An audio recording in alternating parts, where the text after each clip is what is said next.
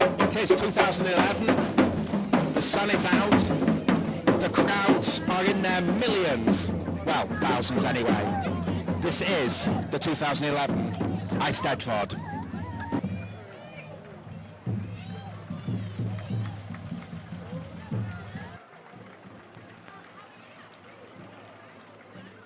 How could I resist in pulling the great Terry Waite to sit with me and give an interview? Terry, first of all, thank you so much for trusting me for the next 5 minutes. Well, it's great to be here.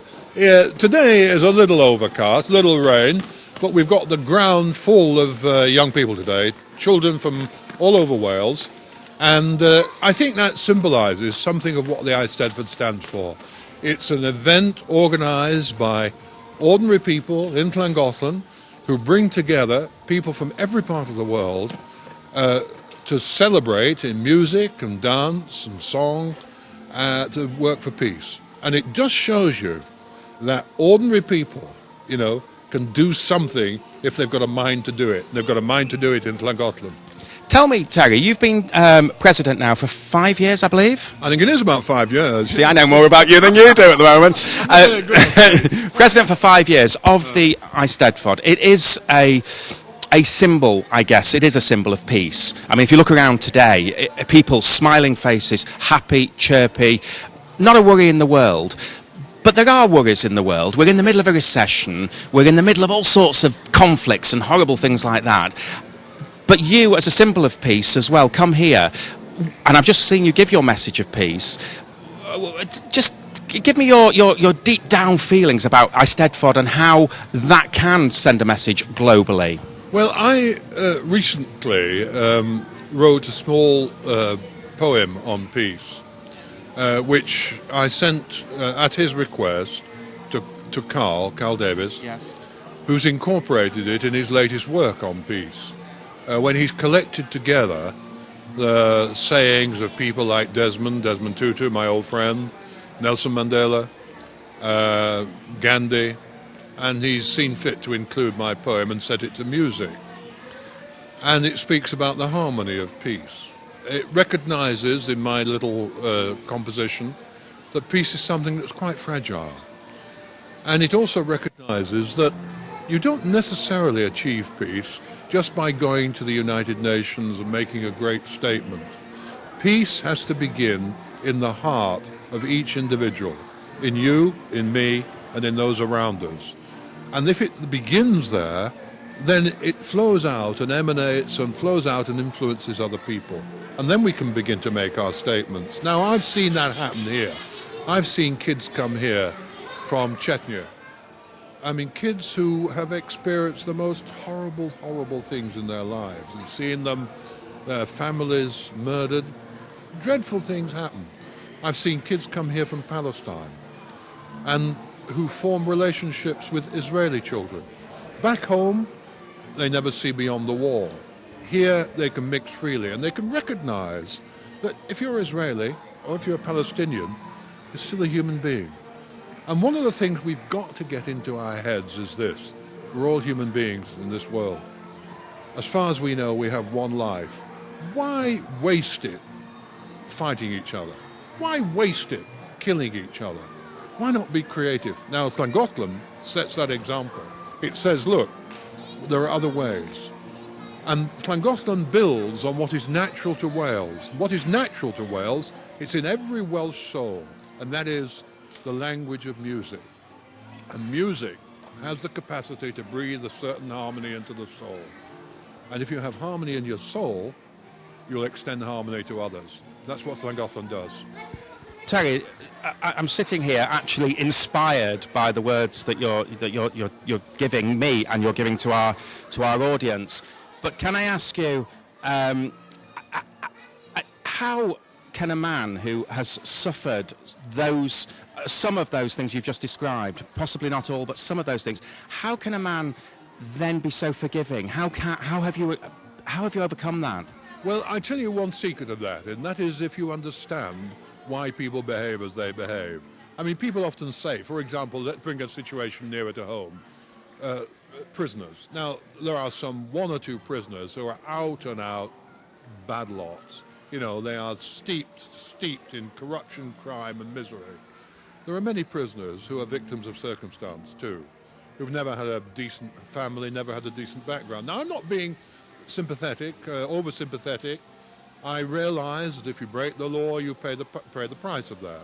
What I'm saying is this. You need to understand why people behave as they behave. And if you understand, then, all right, you're halfway towards getting on the road to forgiveness. I'll give you an example. When I was in captivity, John McCarthy and Brian Keenan, I never knew them in captivity because I was in solitary. They had very bad food, and they complained. And now, 6 months later, the head man came to see him. He said, "What are you getting?" They told him. And he said, "That's wrong." And he looked into it. And of course, the guard, who was a member of the terrorist gang, the guard had been given money. He'd spent half of it on food and pocketed the other half. So they took this guard and shot him. And they said, if you'll betray us in small matters, you'll betray the whole group if a larger bribe is offered to you. Now, I tell you that story because once a person gets drawn into a terrorist group, or a group of that kind, or a criminal group, very difficult for them to get out. Very difficult indeed. And what we find today, for instance, with many young Islamic men and women, at an impressionable age, they get drawn in. And when they grow up a bit, very difficult for them to get out. Very difficult indeed. So what we've got to do is make opportunities for the idealism that's in young people to be actualized and realized in events such as this. Use your natural gifts. If you can sing, sing.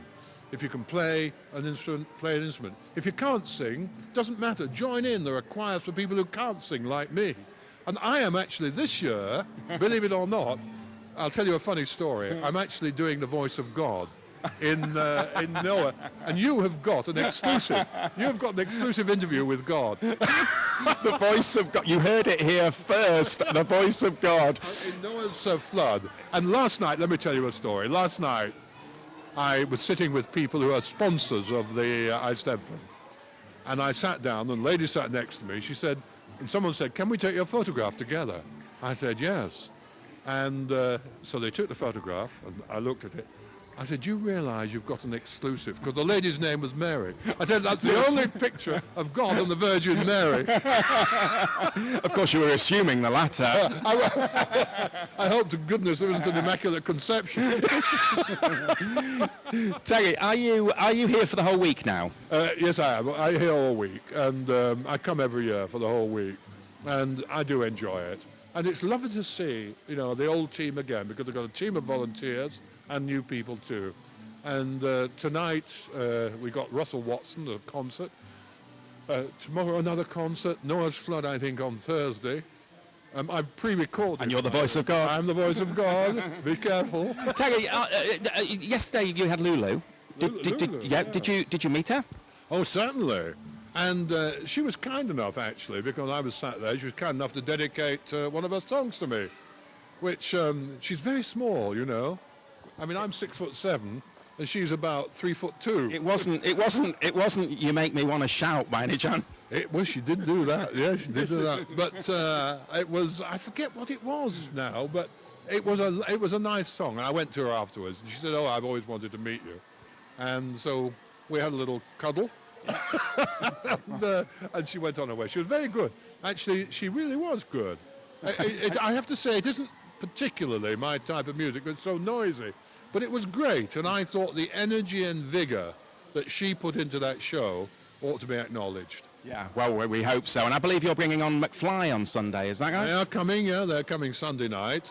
An attempt this year to try and do something different, to recognise that we do classical music here, but also we can step into the other waters which appeal to another group of people altogether. Well, it's a festival of music, it's a festival of happiness, it's a festival of fun, and of course it's a festival of meeting great people such as Terry Waite. Thank you very much indeed. Thank you, it's lovely to be here and be here. And just a word to the viewers, if you haven't been to the Eisteddfod, get down here, we're waiting for you. And you can hear the voice of God.